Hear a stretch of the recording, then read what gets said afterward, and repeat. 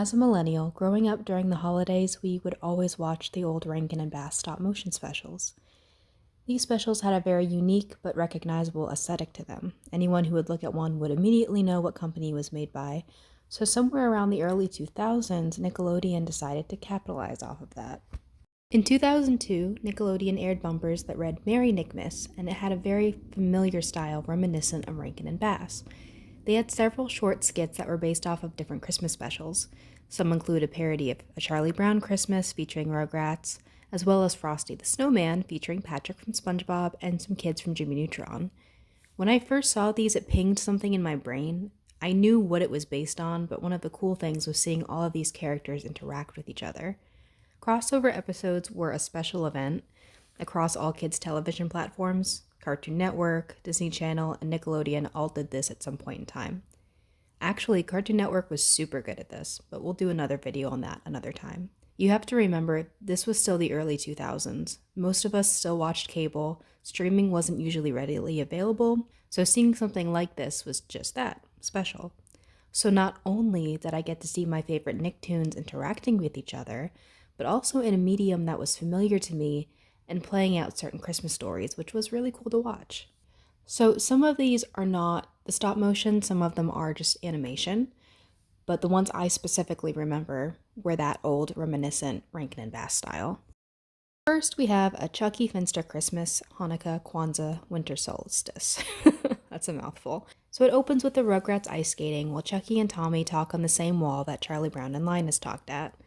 Chucky's talking about how he's just not happy during the holidays and he doesn't really understand it, but with that many holidays crammed into one, who would?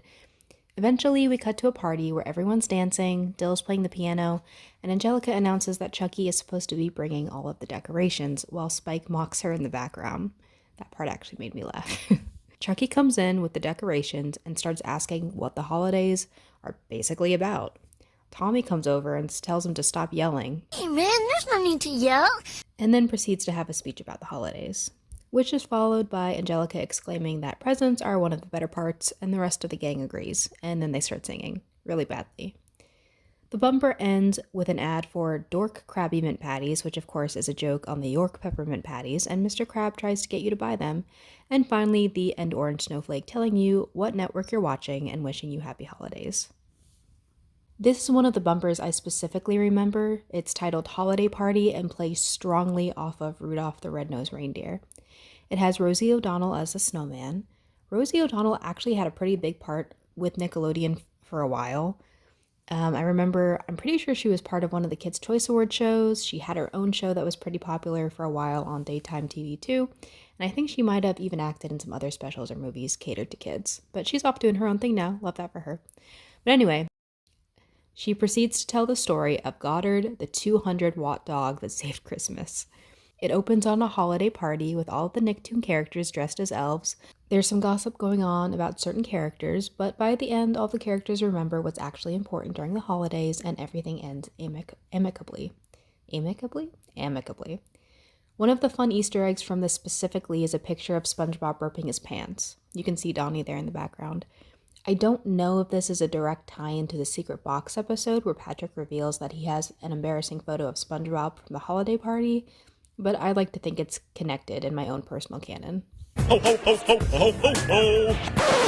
A to the R to the A to the B to the B to the Y, that's Kirby. The joint was jumping, the music was pumping, and the whole shindig was catered by Donner and Blitzen. How the you-know-who stole you-know-what is our next bumper.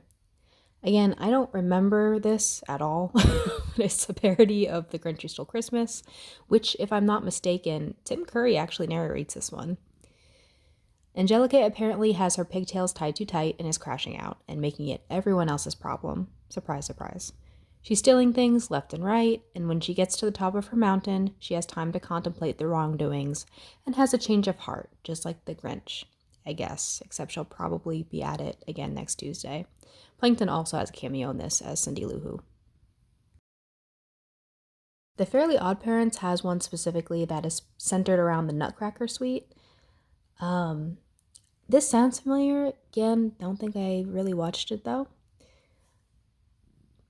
But it's Cosmo, Wanda, and Jordan Von Stringle Dancing and shenanigans ensues around the Nutcracker music. We also have Patrick the Snowman, which of course is a spoof of Frosty the Snowman. I do vaguely remember this one. Basically, the kids from Jimmy Neutron all bring Patrick the Snowman to life, Patrick being the starfish from SpongeBob SquarePants, and at first everything is great, but of course Patrick gets more and more and more annoying, and the kids decide they have to get rid of him. I just want to talk about Patrick for 1 second here. In the beginning seasons of SpongeBob, he was a good friend. He was annoying and he had his moments, but he cared. As the later seasons progressed, Patrick became a sociopath, narcissist, horrible friend. If Patrick has 0 haters, I'm dead. Also, there's a skeleton in this one, which is kind of weird. Since holiday hits. Again, one of the ones I don't remember. Really, a lot of these I don't remember.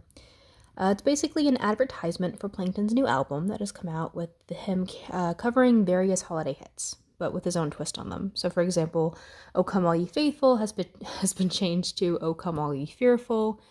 "Joy to the World" has now become "All Rule the World" and everyone. I would choose this over Kids Bop any day.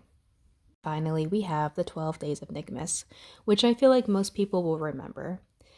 We again have all of the Nicktoons in the same place, and they are singing a parody of the 12 Days of Christmas, but a lot of it is catered to the characters' specific shows. So, for example, SpongeBob singing about bubbles, Cosmo and Wanda singing about wishes, and so on and so forth.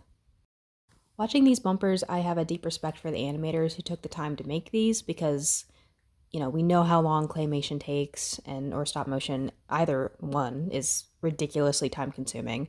And for them to make this about kids' cartoon characters just to make people happy is really, really kind. The final product is obviously so worth it. It still holds up today. I remember these, well, some of these, but I have nostalgia whenever I watch them. They make me really happy, which is why I wanted to do a little video about them, especially since it's Christmas. It seemed like the best time. Do you remember these? Is there a specific one that stands out to you the most? I hope everyone watching has a wonderful holiday season, and I'll see you in the next video.